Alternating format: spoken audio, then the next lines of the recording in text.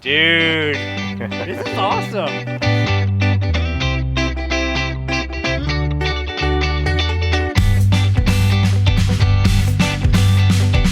Howdy folks, for today's video we are going to play with zinc. Now I guess it's been a while, but on the podcast I talked about it for a little bit a while back. I don't know, it's been maybe a couple months now. But I talked about how I have been playing with zinc, casting zinc bullets. And because of Andy, his persistent questioning, then I decided that this was an important video to make next. So Andy, this video is for you. And for those of you who don't know, Andy's been playing with a bunch of zinc bullets, zinc bullet casting for a little while at least. And Andy has developed a pretty good, accurate plinker load with the 223. I think it's a low velocity load. But what I wanted to do today for today's video is show you some of the stuff that I've been tinkering around with casting zinc. And since it's on YouTube, I cannot show the actual casting or probably the actual loading of the ammo. Lame, but that's the rules right now. So a while back, this has been like a year or two or something, I bought a master caster from he was kind of like a commercial bullet caster. I bought his master caster casting pot, as well as a bunch, like 1,000 pounds of lead and the molds that came with it. And one of the molds that came with it, it's a Magma Engineering mold. It doesn't have much information on this. It just says RNF, I don't know. The inscription or engraving is not really clear on this mold, but basically what it is a really quite large bullet mold. I think it casts like about a 500 grain bullet out of a lead alloy. And so this one is an iron or steel mold, and it's just a single cavity. And I have lots of molds for the 4570 already that I like, and so I felt like this one would be a great one to do some testing with, and specifically to cast with zinc. And and if I happened to break this mold, it wouldn't like break my heart, And so it's just a single cavity mold. And so I got busy and cast a bunch of zinc bullets. You can see them like this.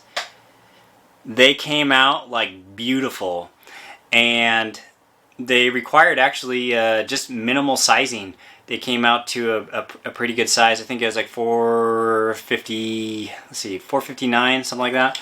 So I decided to I sized them to 459 and just felt a little bit of resistance. But yeah, sized these, and then we went out to shoot, and so I will show you some of the footage. The primary purpose of the first range day with these 4570 loads was just to test it, see what would happen, if they were safe. I worked up these loads through quick load and was sure to I wanted a higher velocity while still keeping the pressures low. And so the powder of choice for this was IMR 4198. And we did two different loads. One was 35 grains of IMR 4198, and the second load was 36 grains of IMR 4198. Okay, we're just shooting to get some velocity for the 35 grain load.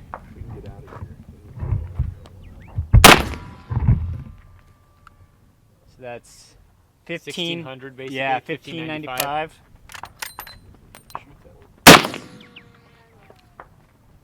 1607. So about 1600. Yeah. Okay, we're gonna go with the 36 grains.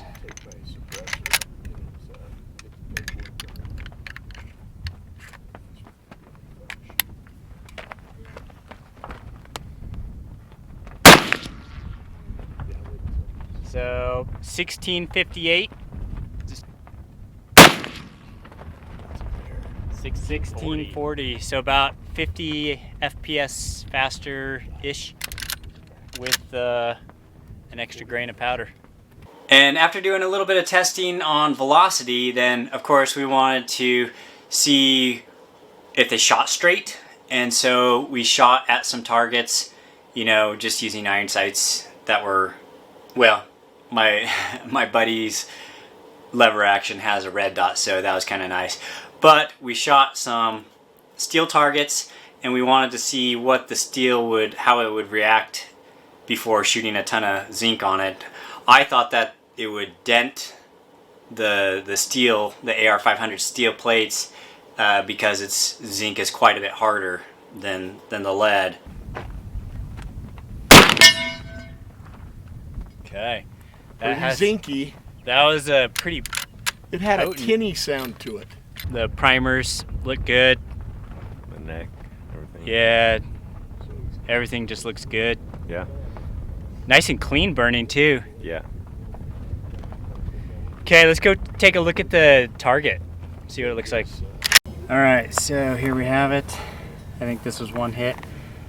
You can feel just a slight dent, you know, kind of nothing bigger than anything else, I think. And here's another one. So, and this target is out at what? This one 80 is yards? gonna be about 80, 75, 80. 80 yards, and it's not really damaged. Just, No. it's,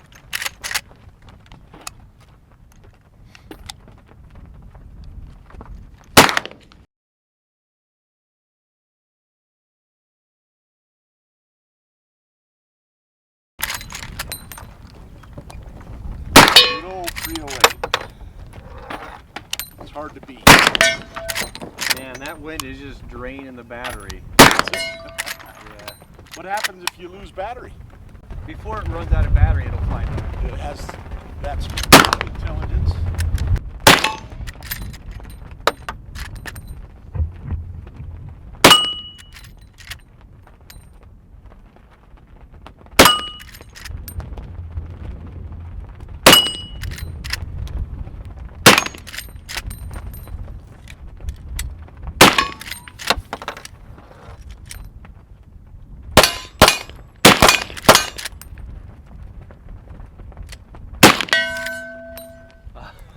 wow, that one. I like that blue one.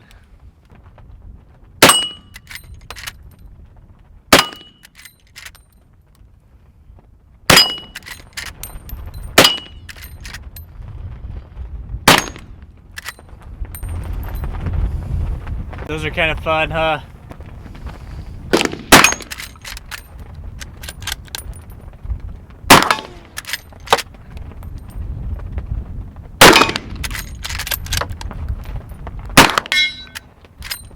And after testing it on some steel targets, then we of course wanted to try it on some milk jugs and just blow them up just to see, you know, because it's fun, right?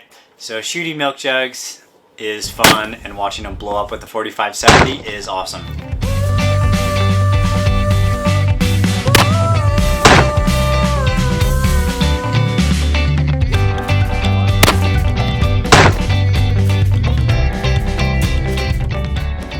Five shots, 5 jugs.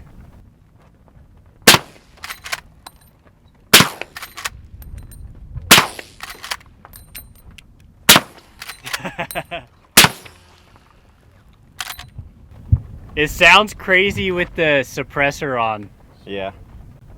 They just ran flawlessly, like, so good.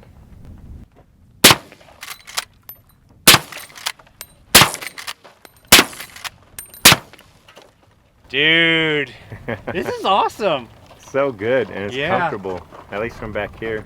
Yeah, having the suppressor on mitigates a bunch of the recoil too. Yeah, recoil. It's and nice. sound, so. Already smiling. Yeah, super smooth action. That's awesome.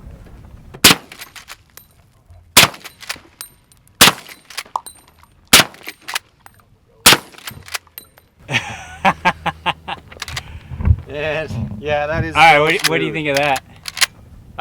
I wasn't expecting to be that smooth. I'm used to the levers being a little bit rougher, Yeah. so I banged my knuckles on the first one. But Like trying to ram it open? yeah, well, the thing that's nice about this is like usually the 4570 will beat you up a little bit, but with the suppressor and the lighter bullets, like this is a real joy to shoot. Yeah. We took a few long shots just to see, you know, it was a really windy day, so, you know, we couldn't really test long shot accuracy, but it seemed like the bullets were stable for the longer distances out to about 400 yards where we were shooting. You're like just low right. I don't even know if it's low really, but I can get the drone out there to watch. hold just to the left a hair more, about 6 more inches. That's been like the same spot. Same spot. each One time. more All right, one more. Let's get it. Maybe hold about a foot left. So we got.